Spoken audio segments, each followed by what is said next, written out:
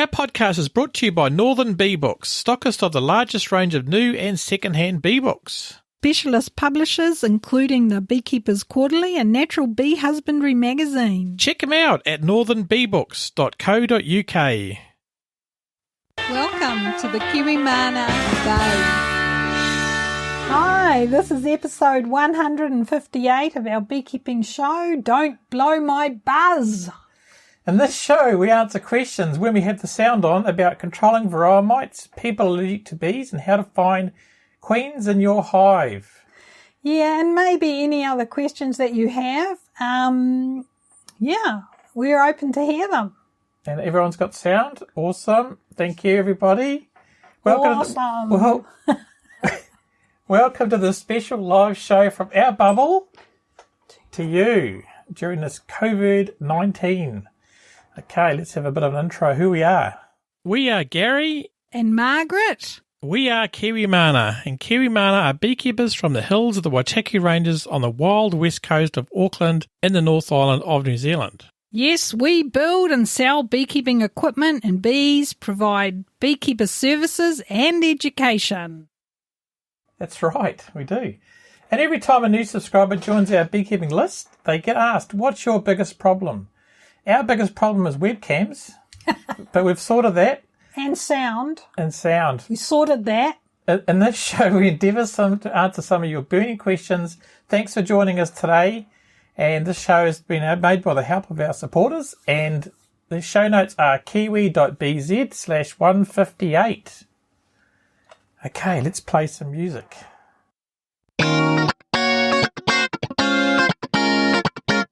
Okay, this week we catch up with Jerry Burbridge from the Northern Bee Books about a great book. Particularly, I've got a book of honey by Eva Crane. Eva was established the International Bee Research Association. She was quite famous. I mean, when she died in 2007, the New York Times said that she had written some of the most important books on bees and beekeeping ever.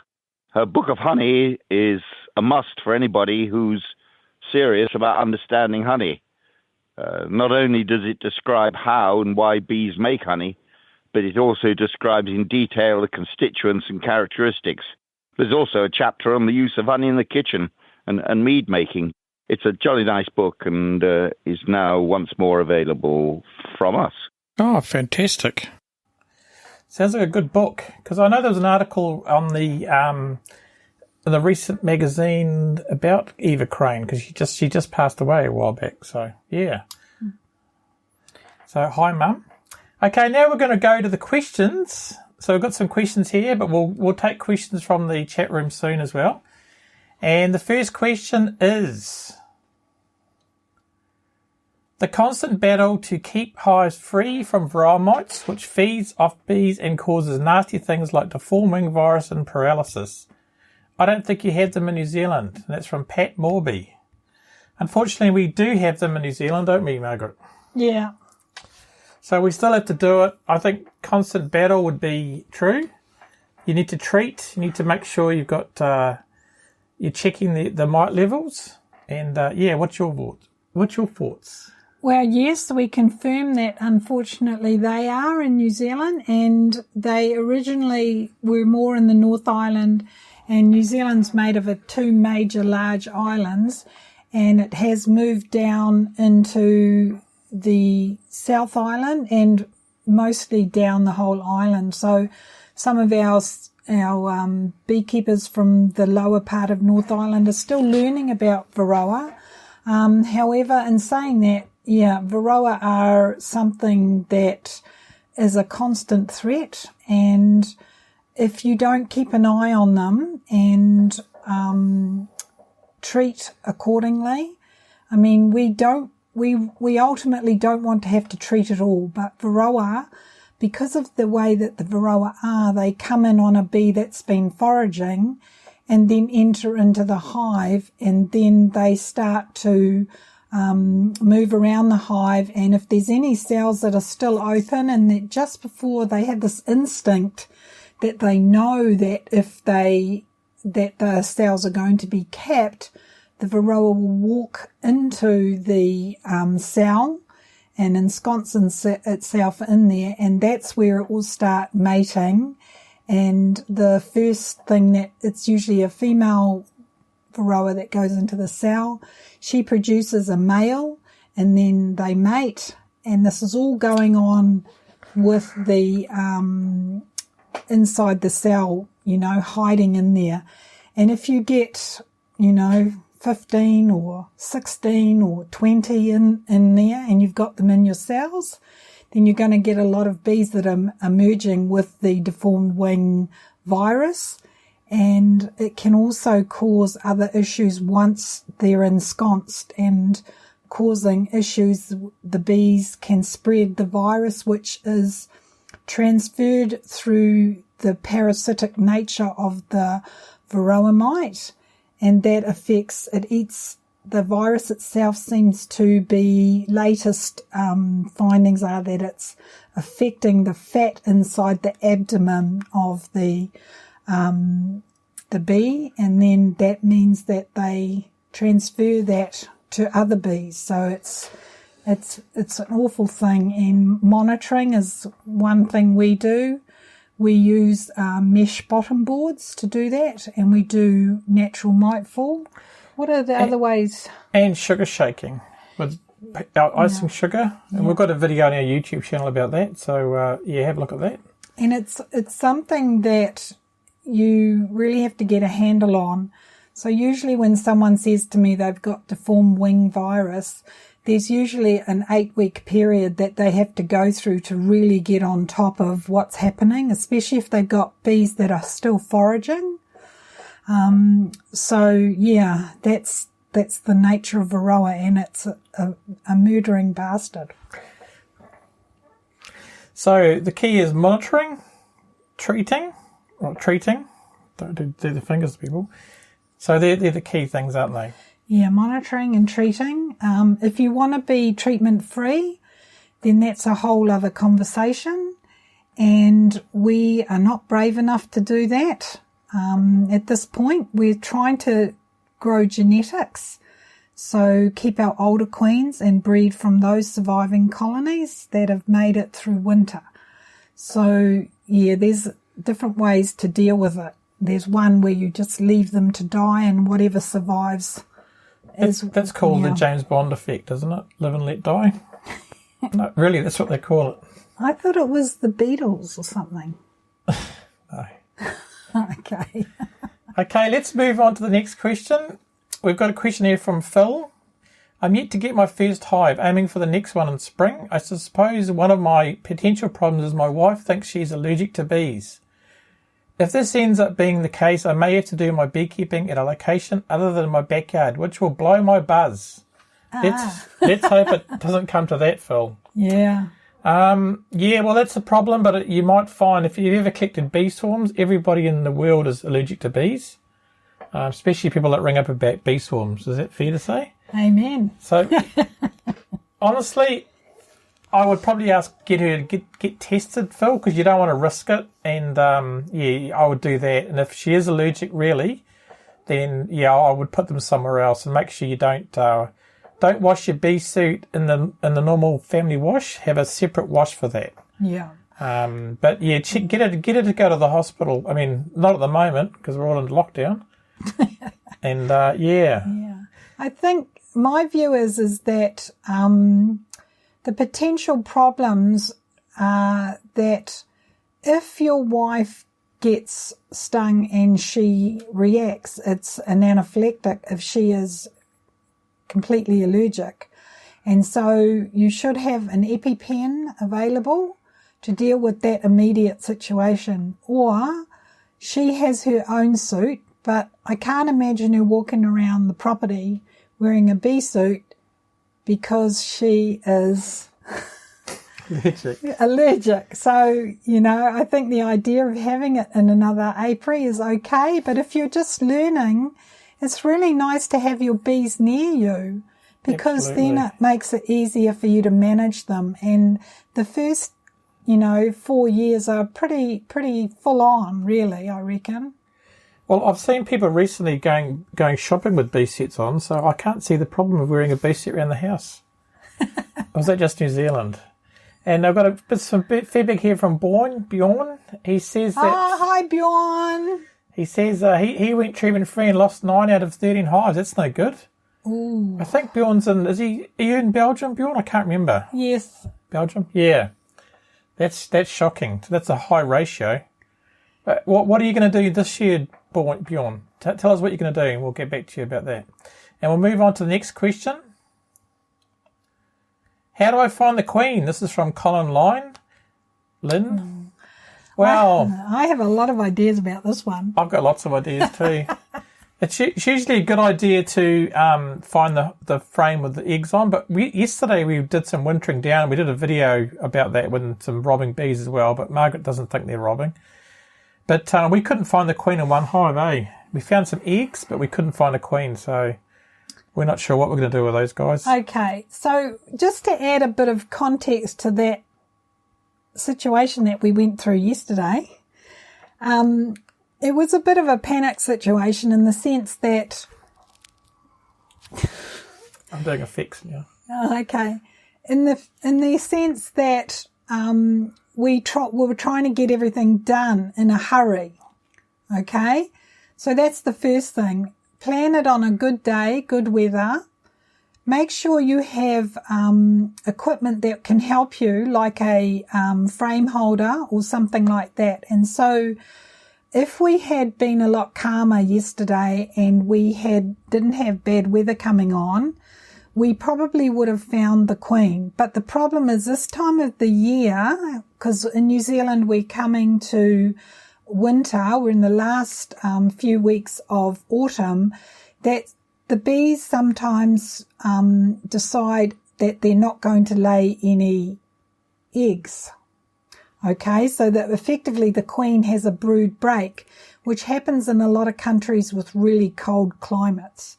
So the thinking is that just be really calm and just make the decision that this inspection is going to be a find the queen inspection. So you have your goal, have your equipment there, have a spare box if you don't have a frame holder. And so what you do is, this is what I do, is I have my hive set up with 10 frames, Langstrath and Hoffman frames, wooden ones, and I always detach them with our hive tool so that they're not all joined together, and then I move them along. So there's plenty of space because we have 33 millimetre width of the frame. So there's a gap that I have on both sides, which I love because it gives me the room. So I always pull that out, and I pull out the very first one because generally that one is not with brood. It's generally honey or nectar. So I take that one out first and put it on my hive stand, and then I hold the, I have the space so I can move the next frame along, creating space to pull it out. And then I have lots of room to check. If that one's also a honey frame, I'm happy to put that onto the frame holder as well. So therefore, all the brood frames I like to keep in the box. So then I go to frame 3 and I detach it because we have lots of propolis in New Zealand in our hives, and I move it along again. Then I lift it up and I do it very quietly. I do not shake the bees off. Yesterday, I like shaking the bees off. Gary shook all the bees off, and because we're in a high stress situation, I don't know whether the queen could have been on that frame. So, of course, I reacted in my... Sorry, let's go. Keep going. I reacted in my way. I panicked. So, therefore, I don't know if the queen is still there. Yeah. But we did see eggs in both the colonies. So, the other thing that might have happened is that she stopped laying because there was a lot of Varroa issues. The bees were actually well formed and everything, but I think they had some Varroa issues. I should have treated them or monitored them more than I did. So finding the queen is a frame by frame, one step. Look at each frame, keep the brood frames in the box and just pull them towards you so you keep having the space. So you need to be calm and just do it slowly, slowly. Shaking the bees off is not a good idea when you are trying to learn how to find her. Then you could mark her if you want to. That sometimes helps. We don't mark our queens, and I can usually spot them because I think with experience your eyes actually start to learn. The brain understands what you're trying to see. So trust that it's a process. The first thing you want to know that there's definitely a queen there, and that's generally when there's new eggs. So spotting the queen, patience.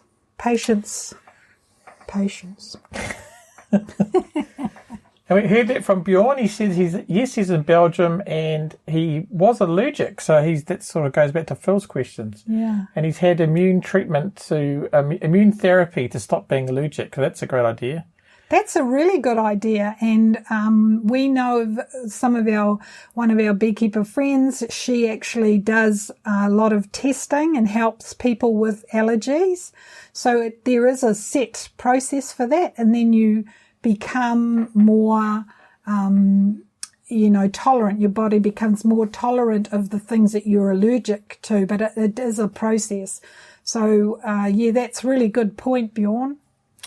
Okay, let's move on to the next section where we have questions from you guys, the live audience. So we've got Tony Ickerstein. Oh, I got your email about wintering down. Yeah, and he's going, when do you put the winter honey supply box on top of the brood box for the bees? Winter supply using your hive mat with a slot in it. Oh, that's a Margaret question. I'm sorry, Tony. I did start writing an email and something happened on the way. And I'm sorry I didn't get back to you. But with wintering down... Naughty. Sorry. Oh, because I'm sorry. This is all new to me, I tell you that now. Okay, so wintering down is the first thing I suggest is that you start wintering down at the end of the season before the winter you're planning for. So you go through and you do a full assessment of the hive. Then 2 weeks later, you go back in and the first inspection you did was a full assessment, going through every single frame so you know exactly what's there. Because when you're wintering down, you need to know how many brood frames are there and what is being used.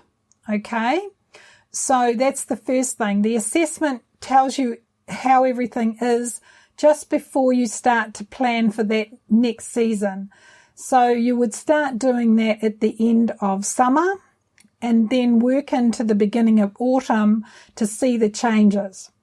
Then when you go in that second time, you can start to see if the brood is reducing or she's changing her laying pattern. So ideally what you want to do in the end is that you want to see the change in brood and laying. Then you want to count how many brood frames there are. So generally, I don't know because you're in Tauranga, that your temperatures may be slightly different from us. So therefore, you may have things going on that we aren't having here. But at the moment, what we're finding is that our colonies have gone down to about 6 frames of brood at the moment. On those weaker hives, they only had 4. About 4, eh? Yeah, so it was quite low, but there's so many bees. So we know that they're healthy enough. So what we do is we put all the brood into that bottom box, and then we put a couple of frames of honey and nectar on the sides of that, assuming that you've got pollen frames on the outside. So you have your brood, and then if you've got any frames with pollen in most of it on either side, of those brood, and then your nectar, and then your honey. Then I put the hive mat with the slot in it, and the slot is positioned towards the back of the cluster. And then on top of that, I put all my nectar frames more in the middle, and then going out, we have the honey frames, and then on the top, we just left frames that were empty. So the bees will go through the slot over winter. They'll go up and feed, and they'll also go and clean all the frames in the hive. So at the moment, I've got 3 box colonies going through winter with the hive mat on top of box 1. And if you're doing oxalic acid vaporization, you only need to use 1/4 teaspoon in that situation, because that's enough to treat that whole brood colony. And then if you want to do that, you do it every fortnight through winter. Awesome. And shout out to Phil, who's actually on the line, and Stephen. Hi. And Rachel. Hi, Rachel. And what's Stephen's asked the question? Do you insulate or add anything to your box to counteract the cold weather? Well, we don't, do we? Okay, well, in New Zealand, where we are, it's quite warm in our part of the world. Then we're going down to South Island. They are a lot colder. Some of them insulate, some of them don't. I personally, if you're getting lots of snow, I would try to put something in between the ground, so the ground and the hive itself. So maybe a polystyrene square, and that will stop any of the cold coming up. The hive itself, when you've got a colony, they're always vibrating and creating their own heat. Okay, but they also create a bit of moisture through that. So some people do still run mesh boards through winter and have an inspection board that can be placed in there, especially if they got Varroa, so it's a way to check. So we don't actually insulate. We have our hives on stands, 20 and 30 centimetres off the ground, which gives airflow underneath, so it keeps the woodware dry, because we use wooden boxes, wooden hive stands and wooden frames. So it's all wood, and that's how we set up our hives. And it makes it easier to mow underneath them as well, doesn't it? Because we recently just mowed the lawn, so it's good. And Phil says howdy. Howdy, Phil. And Tony says thanks. Thanks, Tony. Okay, and the question about insulating is that you might want to talk to local beekeepers who do what they do in your area, because they will be more able to give you more relevant to your local surroundings. Insulation is not something that we do. We've tried different things over the years, but I tell you what, keep it simple, so air can get underneath and that kind of thing. And Boris from Germany just says that they don't bother insulating there, and they're a lot colder than we are, aren't they? Oh yeah, you guys really have a lot of what is it, minus 40 degrees or something? So very cold. Canada, is it Canada? Canada's really cold. Yeah, really cold. So, some people insulate, some people don't, because just remember, guys, that bees actually, their cluster keeps them warm. We just need to make sure the hive stays dry, really dry. So the cluster keeps themselves warm. We just got to give them the right surrounding. And too much space is something we've learned over time is just a problem for the bees. So that's why we've started using the hive mat with the slot, so we can control the space, so they don't have to manage it all at once. Yeah, absolutely. Finn, yeah, there's a video with this, Finn. Yep, there should be a video on YouTube. And welcome, Finn. And he says you notice lots of moisture in my hive. He's thinking it's from the ground. Are they on the ground or are they on a stand, Finn? They shouldn't be on the ground, I don't think. So we just discussed, eh? So are you having it after a rain event? maybe you need to get an A-frame type roof. We actually have some of our hives with A-frame roofs now, so that it draws the rain away from the hive. Whereas when you're looking at a square one that fits straight on the hive, sometimes that can have a rain that drips into the corners or down the corners of the hive. So you could benefit from getting a mesh bottom board, but then if you've got it really low to the ground, then that's not going to help, because that will still get moisture in there. So I suggest that maybe you bring it up 20 or 30 centimetres so you get some airflow underneath the hive itself. That's right. And we've got a message from Charlie Carter Johnson. He's a Westie. Is that from West Auckland? Hopefully. Tell us where you're coming from. Westie stylies. Are we winning the battle against Varroa? Sorry. Am I too loud? Hello? Testing. Yeah, are we winning the battle against Varroa? I think we are. If we're treating properly, we are. I think that here's what happens is that I'm managed the apiary on the majority of times.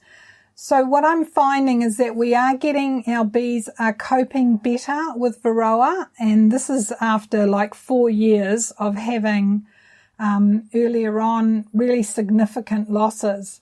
So the last 2 winters I've managed to get the hives that survived into winter. They got through summer and then they got through autumn. Those ones actually, when they got through to winter, they were really good, and we managed to get those through 100%. So we are noticing that because of the way we breed our genetics, we are getting success with the bees managing with Varroa. And this summer, what I have done, and probably not, because we like to field test stuff and then share it with the audience. So I have not treated as much over summer. And I am just organising now to do some more treatment. So there was 8 weeks where I did not treat the bees. And so the result of that is at the moment I've got one colony which was absolutely pumping has started to reduce in population, and they have got some deformed wing virus. And then we've got other hives which are in a different box as a long bench hive, and that's like having 3 Langstroths, next to each other, and they are absolutely pumping, and I haven't treated them for, I'd say, 10 weeks, and they are absolutely going mental. The hive is so full. So it's very fascinating to see, but I think we are getting there.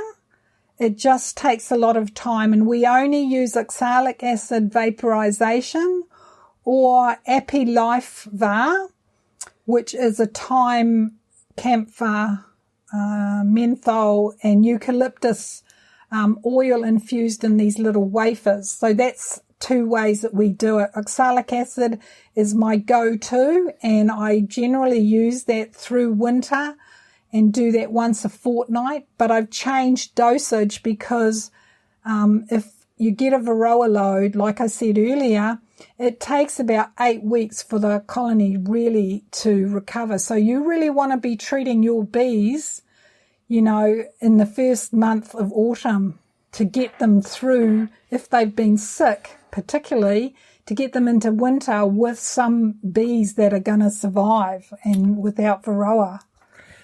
Yes, absolutely. And Catherine, who's from Otago, said, should she replace a brood box now or wait till spring? It depends on the temperature, but I'd probably do it now. Well, what do you mean? Can you just clarify what you mean in terms of replacing a brood box? I think she means it's maybe the wood's got a problem, or it's got cracked or something. Is that what you mean? Oh, you mean actually the hive? Actually the hardware. Yeah. Okay, yeah. I would suggest that you do replace it now, because if there's problems with it, if it's leaking or it's rotting, then it's only going to get worse.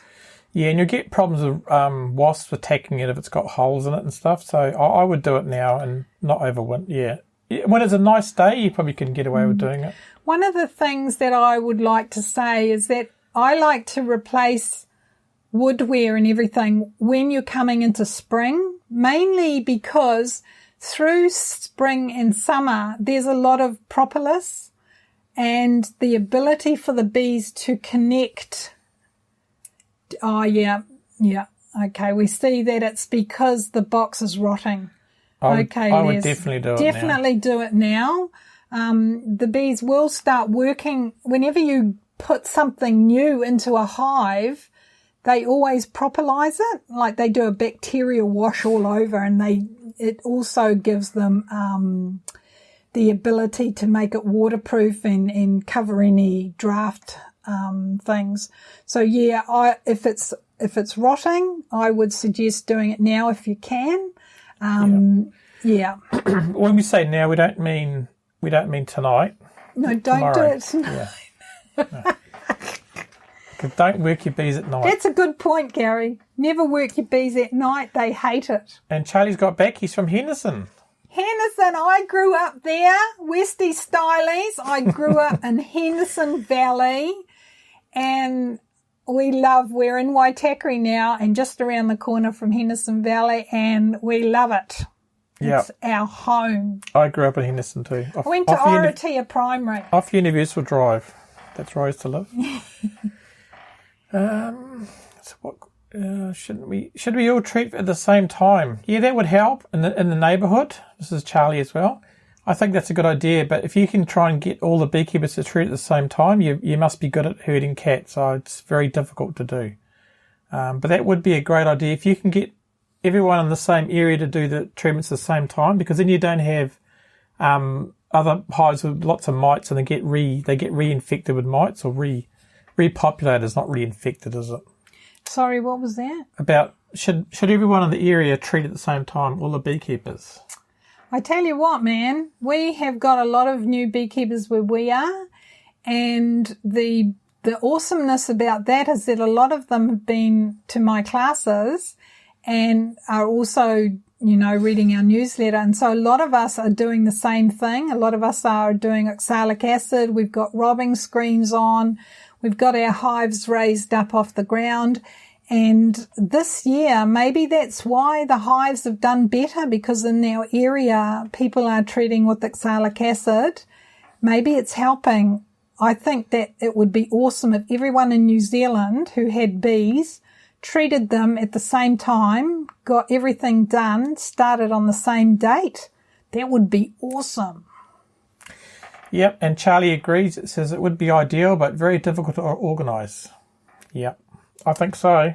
Oh, you're welcome, Les. That's awesome. So, yeah, ultimately through in spring as you come into the season, but if it's rotting, yeah, now is a good time. I got a message from Phil. Hi, guys. Considering installing a nuke into my empty hive in the next few weeks in May. East coast of Australia, or best to wait till spring? You haven't got the nuke, hey? You're going to buy it? Because I think I'd probably wait till spring. But I'm not sure about the east coast of Australia. Depends what the weather's like. It might be hotter. I would err on the side of spring. So if you say you are thinking about doing this before the winter, my thoughts are that will you cope? Because you guys are lucky you haven't got Varroa, so you may find that your temperature's warm enough. I'm not sure of your location temperatures. So I generally like to get new colonies when they're bred in spring, which is what a lot of people do. They'll order them over winter or at the end of the previous season, and then they will get them in spring, and they're usually, from our point of view, around October, November. If you are buying from a breeder, they can probably give you some advice, or a local bee club or something that may be able to give you a heads up on getting started. So it's very balanced on whether your local environment and everything will deal with that. Yeah, I'd probably wait, Phil. Oh, he says, I haven't got it. I can get it, but don't know what to do. Okay. Here's my thoughts. Maybe order from that guy, do all your preparations, get all your gear done, and then get it in spring. Yeah, because it's really easy to start a beehive in spring when there's a lot of nectar out there and a lot of pollination going, a lot of good stuff going on. But in winter, it's quite the hardest time for bees, and it's the hardest thing to get them through winter. Yeah. And also with the problems of the shutdown, it might be hard to get supplies and stuff like sugar and stuff if you need to feed them. I would wait. We're actually talking to a guy called Ben from Ben's Bees in Aussie tomorrow, and we'll ask him about that and see what he says. So then we'll get a bit of information from him and see, what his views are. So yeah, we'll ask him. He's in Melbourne, so I'm not sure exactly where you are, Phil. I know you may have told us, but I've forgotten. So, but I'll ask him tomorrow night. We're talking to him. He's going to hold off till spring. Oh, good. Okay. Yeah, I think that's a good move, Phil. Awesome. Oh, and here's Rachel. Hi, Rachel. She installed one nuke 2 months ago, and it's only just managed to fill one brood box. Perth, Western Australia. Yeah, that's slow, eh? That is very slow. So my suggestion would be that you may need to feed them. Has there been much rain out there? Or has there been much nectar? I'd say not. And when you say fill them, it's just fill them with brood. What about the feed? What about the nectar and the honey?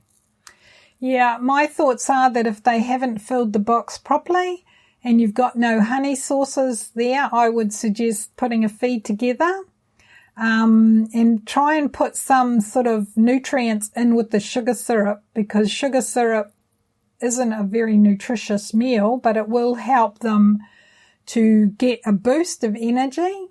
So maybe put some pollen patties. I don't know if you guys do that there, or you could put some nutrients in with the sugar syrup when you cook it up. Yeah. But the other thing is, Rachel, don't stand in front of the hive without a veil on, because we saw the photos. It's not a good look. That was very graphic. So, I love it when we get our bees. When we first started, we do these things and yes, that's a learning. Every day's a school day when we started. Hey. Every day's a school day. Yeah. Absolutely. And Rachel's got a long question. Maybe you could drop us an email with that then if you like. I'm happy if you just put a question in. Oh, yeah, okay, put a question in. Yeah. Charlie got hit with wax moth. Only later I was told to scrape the wax comb or whatever before storing.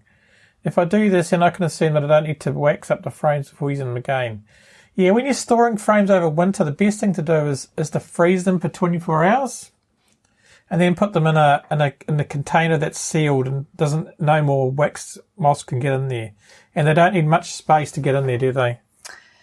Yeah, I kind of look at the context of that. Are you saying that you got wax moth when you were storing the frames, or did you get them when you had bees in the hive? So my thoughts are that wax moth is actually a result of a hive getting weak. So what happened before you got the wax moth, if it's in a hive that's failing? The wax moth, in terms of storage, you really need to have them kind of airtight. You can freeze them, thaw them out, and then put them in an airtight container. You could put a cloth over it because they find it very hard to get through the cloth. So perhaps wrap them in some sort of cloth and then put them into a sealed container. Don't put moth balls in there or anything like that, which is a, pest treatment. That will not be good for your bees. And in New Zealand, it's illegal because it's an insecticide and it damages the honey.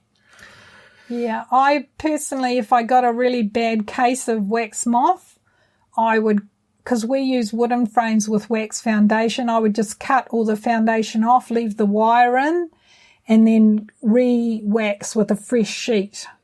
If it's brood frames and they're really ruined, then I think you don't really want to put good after bad. You know, even after freezing them, I still think there's a bit of, damage to the comb.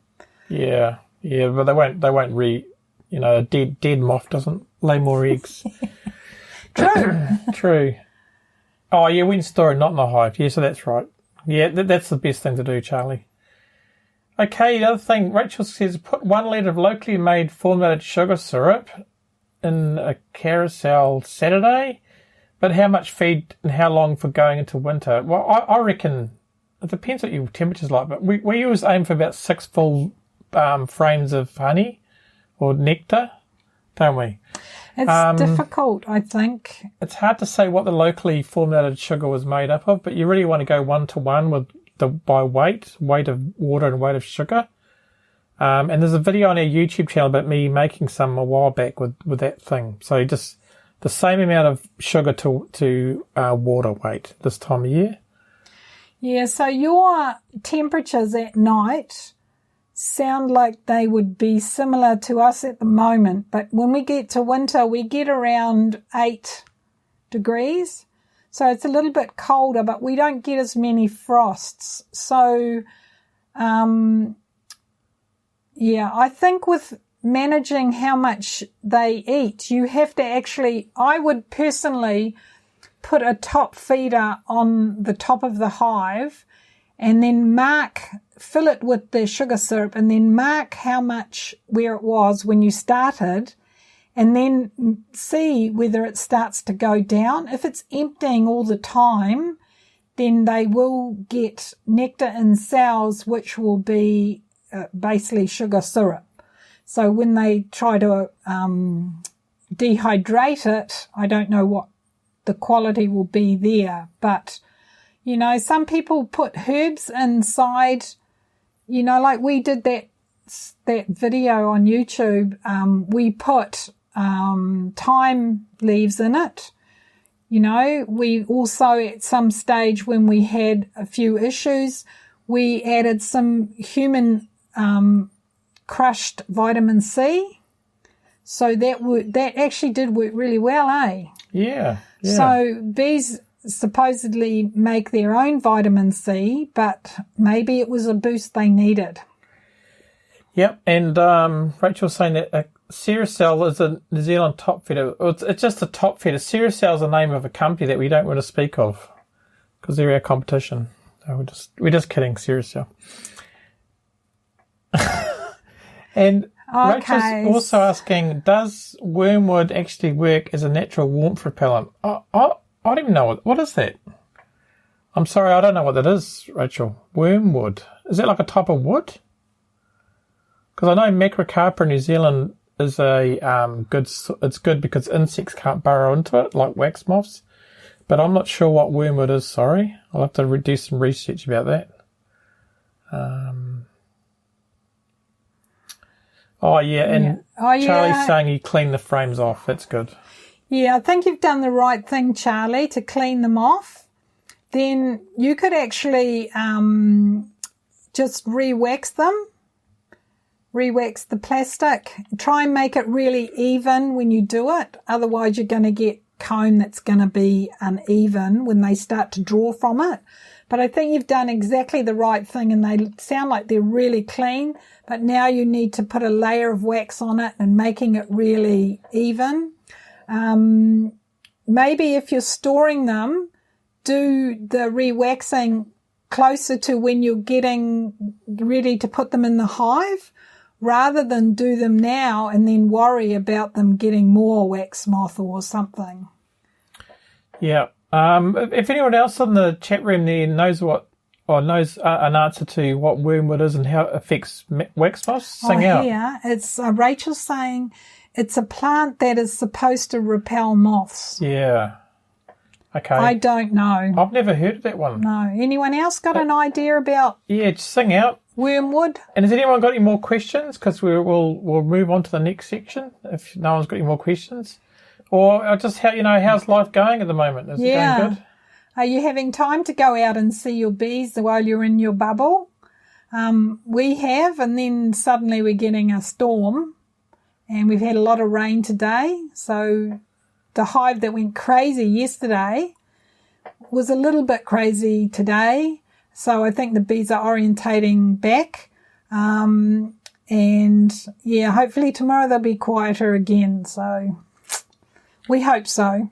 Yeah, absolutely. I know that thyme is like the Varroa don't like thyme oil, and some people have said that they use it if they see the hives get a bit of diarrhea or if they get chalk brood. So thyme is a very handy plant to have around.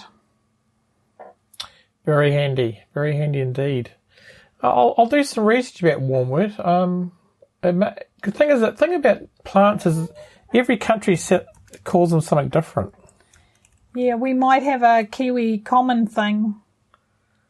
Oh, here we go. I'll do some research. We've found it on the...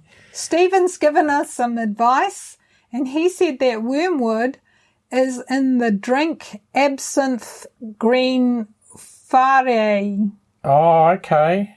Well, here's the... Wait a minute. Oh, no, it was... We've lost picture. We've lost picture. Sorry about that.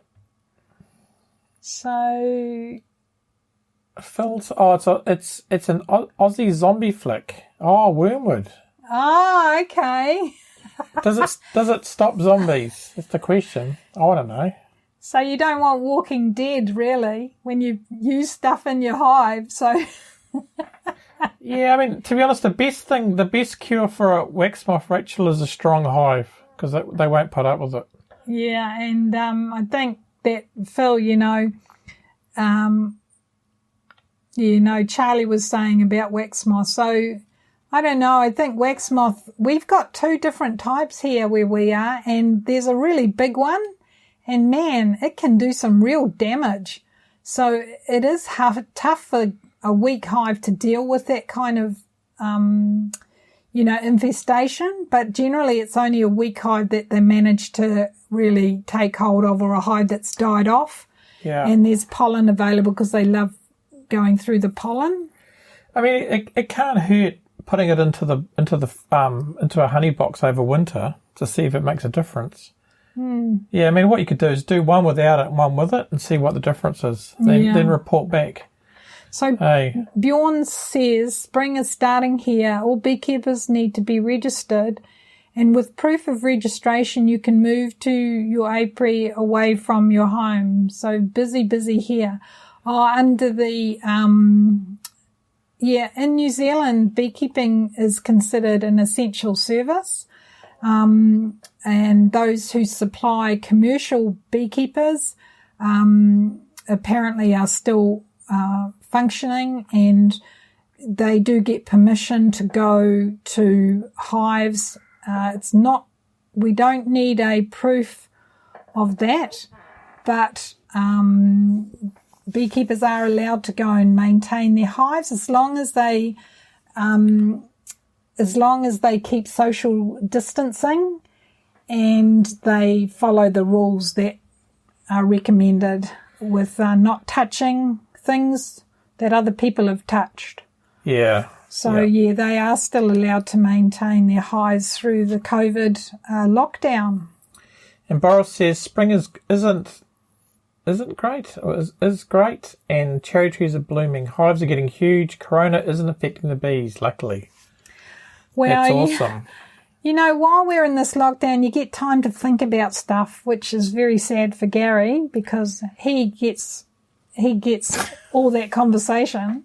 But I kind of think that Varroa for us has been, for the hard work for us beekeepers, especially if you want to be organic, if you consider that a bee, when it gets infected from the parasite, it gets a virus.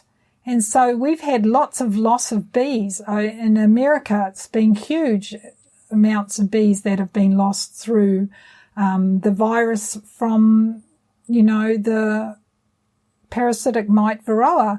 So I think the bees have been suffering with their own issues, and maybe if we'd locked them down, we might not have had the spread of varroa. So maybe there's some learning in what we're doing as humans that we can apply, but it's very hard to tell a bee not to go out. No, those robbing bees yesterday, they were not being 2 metres apart. No social distancing. They were not queuing up politely. They were quite angry. I got stung here. Anyway. They did. It's just to let you know that they're still in charge. So, and Boris from Germany says that you've got an official letter from the ministry because pollination is essential in Germany. Absolutely. Yeah, I think it's very important. And Boris is saying it's great. Spring is great, and the cherry trees are blooming. Oh, that's wonderful. I love seeing them come out. The only flower that's blooming here at the moment are a few dandelions on the lawn. And we've also had the camellia bush, which starts to flower this time of the year. So the bees have been bringing in lots of big yellow pollen sacs, and that's awesome. So, and Rachel was saying that the guy at the local bee meeting said he uses a small branch of wormwood on top of his frames. Oh, that's good. So I guess once he stores them. Yeah, absolutely. And Finn says this is great. Thanks, Finn. So we hope to find this is useful. And Beyond says, I agree, Margaret. I have 6 hives now, and they're in 4 locations, each 5 kilometres apart. That's good. Keep social distancing. Yes. Yeah. I think the thing is, if we're selfish about looking after ourselves, we're actually serving the greater community. I think that's really important. When I went down to the dairy the other day, I had my mask on. I have a spray which deals with viruses and bacteria and a whole lot of things that it can do. So I sprayed my mask before the outside of my mask before I put it on, and I bought some paper towels and I sprayed them, and I used them on the keypad because I didn't have gloves.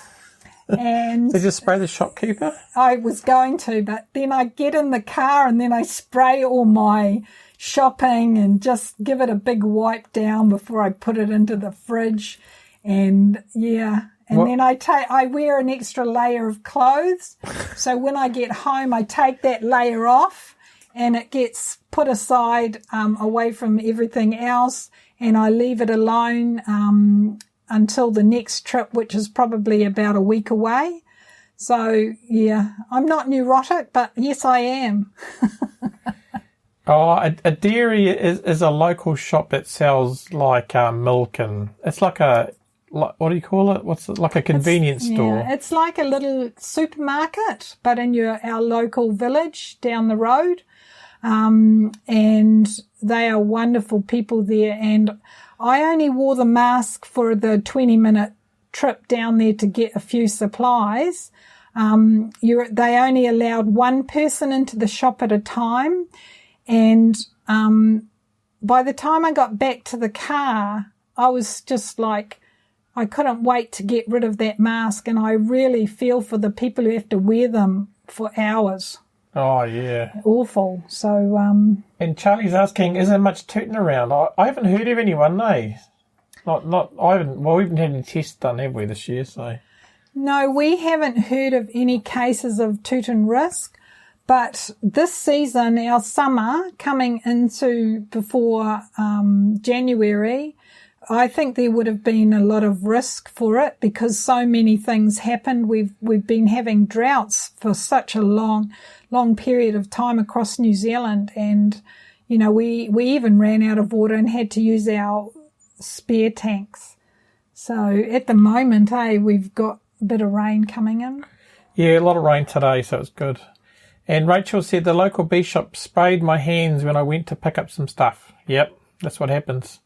I offered to hose Margaret down when she got back from the shops, but she wasn't keen. No. Cold water, not good. Oh, yeah, don't want to waste water. But yeah, it's quite frightening. I think it's good. We really have to look after ourselves, as I said. And yeah, a dairy is like a mini superette or whatever you want to call it. It's on our local. Yeah, like in England they used to call them the corner store, even though they went on a corner. So it was funny. So if anyone's got any more questions, otherwise we'll wrap up tonight. But I just want to see if everyone can comment about, did they think this was useful? Would they like it? And if you've got any improvements we can make besides having starting on time. Sorry about the delay. And yeah, it's like a 4 square, said Stephen. So yeah, it is. They've got a lot of your things that you need, but sorry to say, it's always a little bit more expensive. It really is. Yeah, so any questions, guys? That's something that's come to mind. And it's really good to hear that Bjorn he's got 6 hives in 4 locations. I think that's a good idea. And we have some roving reporters that talk about having hives in different locations. And there are people who do that here in New Zealand as well, because some areas provide different types of honey. And so, and also if one hive gets sick, you know, you've got your apiary, which is away from that hive or those hives. So it's good in disease management, but you need to make sure that if you have hives in different locations and there is risk of spread of disease, you need to clean your gear and the bottom of your feet, because in New Zealand we have American foul brood or AFB, and if you're going from one apiary to another, you can easily spread it into your other apiary. That's so true. Everyone seems to like it. That's good. Let's do it again. Okay, we'll try and do it again. I've got to convince Margaret to be involved. And we'll try and get a more reliable webcam. Yeah, well, what happened was, guys, is that the webcam is just failed to charge up. So we were panicking and how are we going to do it? And yeah, it's good to talk with you all, because I love to hear from other countries, because we don't always have the same issues. And we hope that by sharing what we're doing, and you guys share what you do, we can all learn something new, eh? Absolutely. Absolutely. So I look forward to Rachel's next email. Yes. And Bjorn says he liked it. Nice to have a show with a bit of interaction. Yeah, that was good. It was really good. And Phil says, fantastic. Thanks, Heat. And thanks, Phil, Charlie, Bjorn, Rachel. And Stephen. Cheers, Stephen. Finn's got a good question. Liz. How do you know if an apiary is registered to an AFB authorities? I think you need to you can give them a ring and they'll check, won't they? They can check that. What we did when we were concerned about an apiary that we found is that we sent an anonymous, well, it was one of my friends who sent an anonymous letter to the afb.org.nz address, and they actually went to the location. So they won't give you information. You only know if there's hives in your area, and they will deal with the problem if there is a problem or you see a problem. So don't hesitate to report it, because it may be something that you're going to stop from happening, because the authorities who deal with issues like that can take some action for you. Yeah, absolutely. And Boris from, I think there's a Boris from Germany or Belgium. There's a couple of Borises, sorry guys. Bjorn said that he has, per location, he has gloves and a hive tool. That's a really good idea. And I also have a spray that I spray my front of my suit and the soles of my feet. And I also spray my gloves and wipe them down with paper towels to stop any growth of anything, because AFB is a spore. So that's really good to have separate stuff, Bjorn. That's great. Yeah, and Boris saying that Thomas Seeley also talks about spacing between hives and forests. Colonies are not concentrated in one spot as well. Yeah, absolutely, because apiaries are not natural to bees. They always are a lot further apart. Yeah. And just to note, Boris, there was a really amazing interview with Thomas Seeley on the German podcast. So it was really good, wasn't it? It was about 5 hours long. It was really long, but well worth it. Well worth it. And I really we've enjoyed got a bit of time at the moment, haven't we? That's true. We did mention it on a previous podcast. I'm trying to find it. But if you go to our website, and there's a thing called Other Beekeeping Podcasts, and there's a one there from Germany, and I think it's about the episode about 3 episodes ago. And it's worth listening to, and it's also worth reading Thomas Seeley's book. And it's really good. Yeah, thanks, Phil. Yeah, we were delayed in getting started, so everything's all good, and glad you participated. It was awesome. Absolutely, and Boris is in Germany. Okay, let me just. What I can do is I can actually put this link on there. Oh, Gary's going to put the link on. Okay, that's the link, guys, to the German podcast that had the interview with Tom Seeley. He spoke at their club, and they recorded it. They recorded it. Yeah, so it was in Germany. They transcribed it. Yeah, but that Pacific one was in English, so it's good. I think they do a little bit of translation at the beginning, but it's an awesome show. Cool bananas. So if you want to add any more questions later, you can go to kiwi.bz/problem. He said he listened to it. Oh, really? Oh, yeah, it was good, eh? Awesome. Yeah, that's right. Austria. Sorry. Yeah. I know. The host will tell me off now because I always get it wrong. Sorry. I know they're close, but not the same. Just like we're not close to Australia. And as long as we don't say that you're Australian, then we really got it wrong.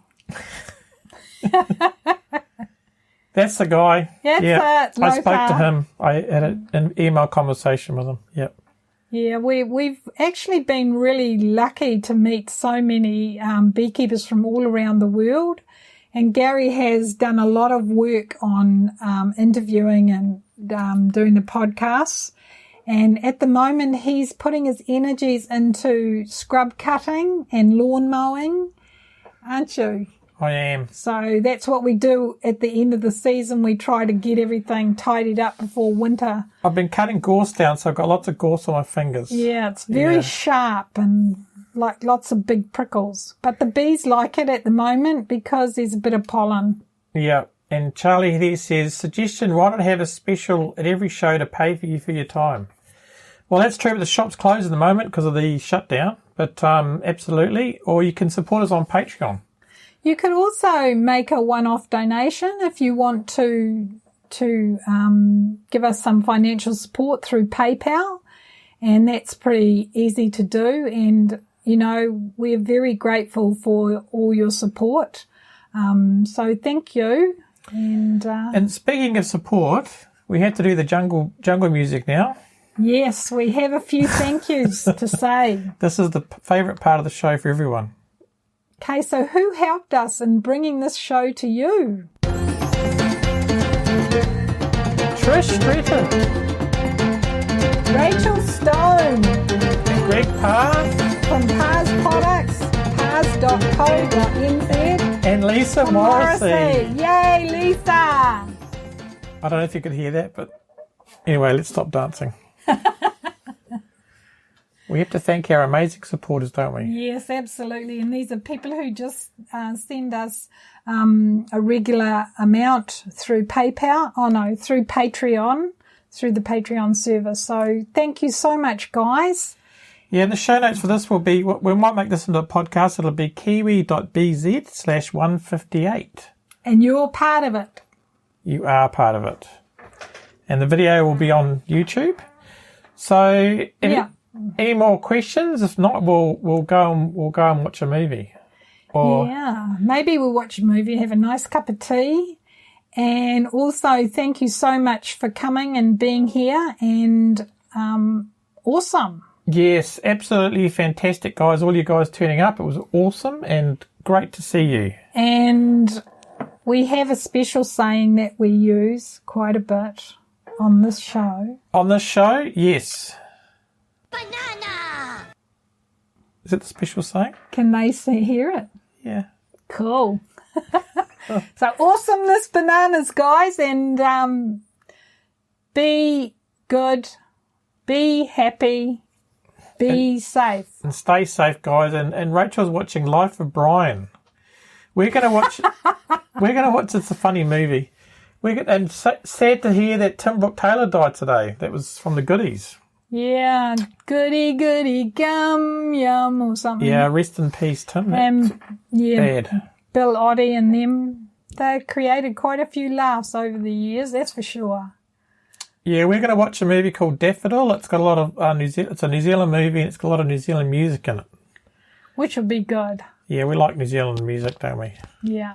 You know, Rachel's from Christchurch, so she should. You probably like that one, Rachel. It's got a lot of old stuff in it. You know. Yeah. So Boris is saying banana, banana. Yeah, keep eating your bananas, Boris. Yes, lots of B12. You'll be okay. And I've heard that if you put a banana skin in a beehive, it creates a lot of cleaning and grooming behaviour. Yeah, apparently. So, well, yesterday when we were doing that robbing thing, there was a big lot of smell of banana in the air. Did you smell that? That's called bee stings. Yeah. So the smell of banana is very similar to the scent of the alert for a bee sting. And Charlie's just got a face there with a mask on. Absolutely. That's right. Keep safe. Stay in your bubble, guys. And here's Snow. I'll get Snow to come and say hello. Come on. Here she is. Hey, Poopy. Come here. She's our team morale officer, and she's been working very hard, haven't you? Oh, there she is. Keeping us safe. We had to give her a bath today because she had a bit of an accident, but we won't tell about that. Yeah. Okay, guys, fantastic. And thank you so much. It's been awesome spending time with you. And, we'll let you know when we do another one. Absolutely. Thanks, guys. Thank you.